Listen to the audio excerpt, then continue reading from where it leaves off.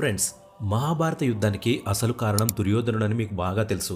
అయితే దుర్యోధనుడి భార్య భానుమతి గురించి మీకు తెలుసా?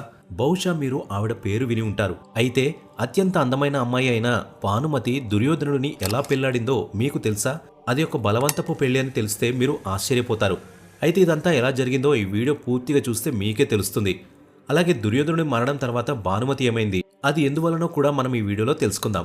వీడియోని ప్రారంభించే ముందు మీరు మా ఛానల్ని ఇంకా సబ్స్క్రైబ్ చేసుకోకపోతే వెంటనే సబ్స్క్రైబ్ చేసుకోండి. ఫ్రెండ్స్, మహాభారతంలో కౌరవులు మరియు పాండవులే కాకుండా నేటికి ప్రపంచవ్యాప్తంగా చాలా పాపులర్ అయిన క్యారెక్టర్స్ చాలా ఉన్నాయి.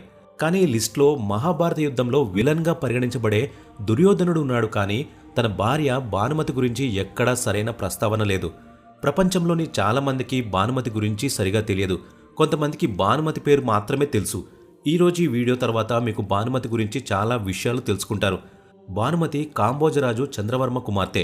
అప్పట్లో ద్రౌపది అందం గురించి ప్రపంచమంతటా చర్చనీయాంశమైంది. అందం విషయంలో మొదటగా అందరి నోట వచ్చే పేరు ద్రౌపది. ఆ తర్వాతి స్థానంలో ఎవరంటే భానుమతి అని నిస్సందేహంగా చెప్పవచ్చు. కాంబోజ యువరాణి భానుమతి తన అందానికి మాత్రమే కాకుండా జ్ఞానం, తెలివితేటలు మరియు ఆమె బలానికి కూడా ప్రసిద్ధి చెందింది. భానుమతి పెద్దయ్యాక పెద్ద పెద్ద మహారథులు ఆమెను పెళ్లాడి వారి భార్యగా చేసుకోవాలని కలలు కనడం ప్రారంభించారు. భానుమతి వివాహం కోసం రాజు చంద్రవర్మ స్వయంవరాన్ని నిర్వహించాడు. ఇందులో ప్రపంచం నలుమూలల నుండి రాజులు, రాకుమారులు పాల్గొన్నారు.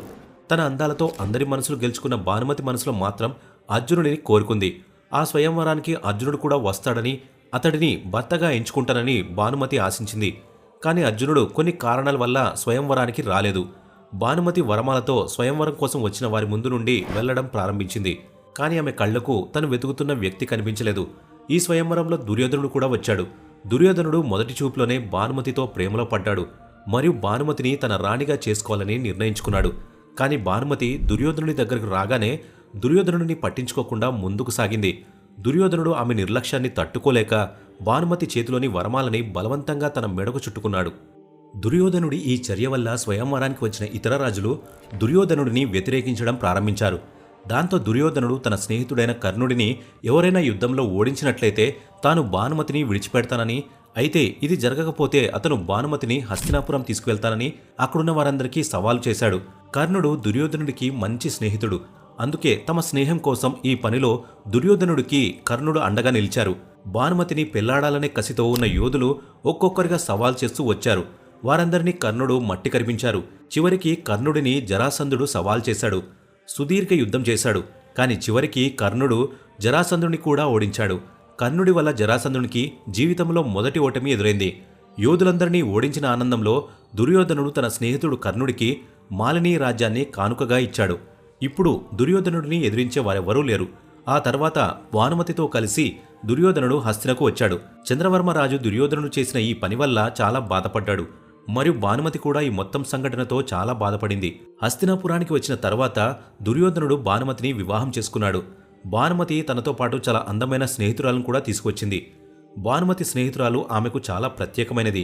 ఆమెను తన నుండి దూరం చేసుకోకూడదని అనుకుంది. దుర్యోధనుడు తన భార్య యొక్క ప్రాణ స్నేహితురాలిని తన ప్రాణ స్నేహితుడైన కర్ణుడితో వివాహం జరిపించాడు. భానుమతికి కొన్ని రోజులు దుర్యోధనుడిపై కోపం ఉండేది. కానీ చివరికి దుర్యోధనుడిని భర్తగా అంగీకరించింది. ఆపై ఇద్దరూ భార్యాభర్తలుగా సహజీవనం చేయడం ప్రారంభించారు. భానుమతి అందం, తెలివితేటలతో పాటు తన భర్త దుర్యోధనుడిలా బలవంతురాలు కూడా. కుస్తీలో నిష్ణాతురాలు. భానుమతి తన భర్త దుర్యోధనుడితో క్రీడలలో కుస్తీలు చేసేది మరియు చాలాసార్లు భానుమతి తన భర్త దుర్యోధనుడిని కుస్తీలో ఓడించేది కూడా. కొంతకాలం తర్వాత భానుమతికి కవలలు జన్మించారు. అందులో ఒకరు మగబిడ్డ, ఇంకొకరు ఆడబిడ్డ. కొడుకు పేరు లక్ష్మణుడు మరియు కుమార్తె పేరు లక్ష్మణ. ఇద్దరు యువరాజుల, యువరాణిలా పెరిగారు. ఇద్దరు పెద్దయ్యాక దుర్యోధనుడు కూడా లోక నియమాల ప్రకారం వారి వివాహం గురించి ఆలోచించడం ప్రారంభించాడు. తన తల్లి భానుమతిలాగే లక్ష్మణ కూడా చాలా అందంగా, సౌమ్యంగా మరియు తెలివైనది కూడా. దుర్యోధనుడు కర్ణుడితో ఉన్న ప్రాణస్నేహాన్ని బంధుత్వంగా మార్చుకోవాలనుకున్నాడు. అందుకే తన కూతురు లక్ష్మణ పెళ్లిని కర్ణుడి కొడుకు వృషసేనతో ఫిక్స్ చేశాడు. లక్ష్మణ మరియు వృషసేన ఒకరినొకరు ప్రేమించుకున్నారు. కానీ కురువంశ గౌరవాన్ని నిలబెట్టడానికి దుర్యోధనుడు లక్ష్మణ స్వయంవరాన్ని నిర్వహించాడు. ఈ స్వయంవరం కోసం చాలా దూరం నుండి క్షత్రియులను పిలిచారు. అయితే స్వయంవరానికి ముందు దుర్యోధనుడు వృషసేనని తన కూతురి భర్తగా ఎన్నుకోవాలని నిర్ణయించుకున్నాడు. అందరి సంతోషం కూడా అందులోనే ఉంది. స్వయంవరం కేవలం ప్రపంచానికి చూపించేందుకే జరుగుతోంది. నిజానికి లక్ష్మణ అప్పటికే వృషసేనను తన భర్తగా ఎంచుకుంది. ఈ స్వయంవరంలో శ్రీకృష్ణుని కుమారుడు సామ్ కూడా ఉన్నాడు. లక్ష్మణ అందం గురించి మాటలు విని సామ్ ఆమె పట్ల ఆకర్షితుడయ్యాడు. ఆమెను వివాహం చేసుకోవాలనుకున్నాడు. కానీ ఈ స్వయంవరంలో లక్ష్మణ వృషసేనని తన భర్తగా ఎంచుకోవాలని ముందుగా నిర్ణయించబడింది. కాబట్టి ఆమె అందరి ముందు ఒక వరమాలతో ముందుకు కదలడం ప్రారంభించింది. కానీ ఆమె ఆ వ్యక్తి నిర్లక్ష్యం చేస్తూ ముందుకు వెళ్ళినప్పుడు సామ్ ఈ నిర్లక్ష్యాన్ని తట్టుకోలేక దుర్యోధనుడు భానుమతితో చేసినట్లే లక్ష్మణ చేతిలో ఉన్న వరమాలను తన మెడలో బలవంతంగా సామ్ ధరించాడు. దాంతో దుర్యోధనుడు కోపంతో సామ్ని బంధించి జైల్లో పెట్టాడు. శ్రీకృష్ణుడి సోదరుడు బలరాముడు సామ్ బందీగా ఉన్న వార్తను విని కోపోద్రిక్తుడయ్యాడు. అతను దుర్యోధనుడిపై ప్రతీకారం తీర్చుకోవాలని నిర్ణయించుకున్నాడు. బలరాముడు దుర్యోధనుడిపై దాడి చేయడానికి అతని దగ్గరికి రావడం ప్రారంభించాడు. కానీ దుర్యోధనుడు బలరాముడితో యుద్ధం చేయాలనుకోలేదు. అందుకే శ్రీకృష్ణ భక్తురాలైన తన భార్య భానుమతిని సమస్య పరిష్కరించమని వేడుకున్నాడు. బుద్ధిమంతురాలైన భానుమతి ఈ విషయాన్ని తన చేతుల్లోకి తీసుకుని బలరామునితో చర్చలు జరిపి సమస్యను పరిష్కరిస్తూ ఆచారాల ప్రకారం సామ్ లక్ష్మణ వివాహం జరిపించింది. దుర్యోధని కుమారుడు లక్ష్మణుడు వివాహానికి అర్హత పొందినప్పుడు బలరాముడు తన కుమార్తె వత్సలను లక్ష్మణుడితో వివాహం చేయాలనుకున్నాడు. దుర్యోధనుడి వివాహానికి అంగీకరించాడు కూడా. తండ్రి సలహా మేరకు లక్ష్మణుడు వత్సలను తన భార్యగా పొందడానికి అంగీకరించాడు. కానీ వత్సల అభిమన్యుడిని ప్రేమిస్తుంది. వారిద్దరూ వివాహం చేసుకోవాలనుకున్నారు. అభిమన్యుడు వత్సలాన్ని పొందడానికి ఘటోత్కచుని సహాయం కోరాడు. అభిమన్యునికి సహాయం చేస్తున్నప్పుడు ఘటోత్కచుడు వధువు వేషం వేసి లక్ష్మణుడిని ఎంతగానో భయపెట్టాడు. లక్ష్మణుడు ఎప్పటికీ వివాహం చేసుకునని ప్రమాణం చేశాడు. మరియు ఆ తర్వాత అభిమన్యుడు వత్సలను వివాహం చేసుకున్నాడు. ఈ విషయం దుర్యోధనుడికి తెలియగానే పాండవులపై కోపం మరింత పెరిగింది. కౌరవులు మరియు పాండవుల మధ్య మహాభారత యుద్ధం ప్రారంభమైనప్పుడు దుర్యోధనుని కుమారుడు లక్ష్మణుడు ఈ యుద్ధంలో అభిమన్యుడి చేతిలో చంపబడ్డాడు. కొడుకు మృతితో భానుమతి తీవ్ర దిగ్భ్రాంతికి గురైంది. కొడుకు చనిపోయిన తర్వాత భానుమతి భర్త దుర్యోధనుడు కూడా భీముడి చేతిలో హతమయ్యాడు. ఈ విధంగా మహాభారత యుద్ధంలో భానుమతి తన భర్త మరియు కొడుకు ఇద్దరినీ కోల్పోయింది. మహాభారత యుద్ధం ముగిసిన తర్వాత జీవితం సాధారణమైనదిగా మారింది. ఆ తరువాత భానుమతి చేసిన ఒక పని ఆమె పేరును శాశ్వతంగా చిరస్థాయిగా నిలిపింది.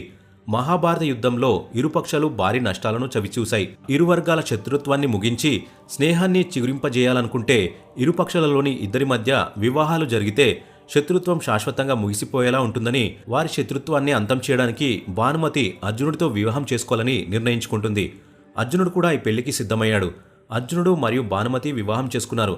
ఈ వివాహంతో కౌరవులు మరియు పాండవుల మధ్య శత్రుత్వం ముగిసింది మరియు భానుమతి తన నిర్ణయంతో 2 వంశాలను ఏకం చేసింది. ఫ్రెండ్స్, ఈ రోజు వీడియో మీకు ఎలా అనిపించింది కామెంట్ ద్వారా మాకు తెలియచేయండి. మీకు వీడియో నచ్చితే లైక్ చేయండి మరియు షేర్ చేయండి. ఇలాంటి మరిన్ని ఆసక్తికరమైన వీడియోలను చూడడం కోసం మా ఛానల్ని సబ్స్క్రైబ్ చేసుకోండి. Thanks for watching.